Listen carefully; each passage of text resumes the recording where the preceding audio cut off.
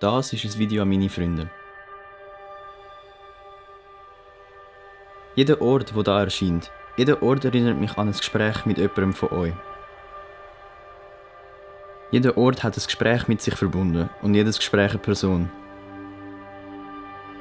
Sobald ich den Ort wieder sehe, höre ich das Gespräch wieder in meinem Kopf, ich sehe die Person wieder vor mir.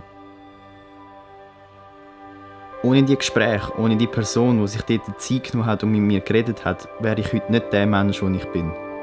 Ich wäre nicht da, wo ich heute bin. Egal, ob ihr mich aufgemuntert habt, mit mir gelacht habt oder brüllt habt, die Momente sind tief in mir verankert. Sie machen mich zu der Person, die ich heute bin.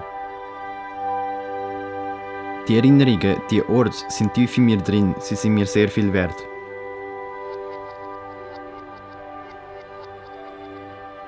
Ich möchte euch einfach sagen, danke. Danke für eure Zeit. Danke für eure Gespräche. Sie haben mein Leben, blöd gesagt, verändert.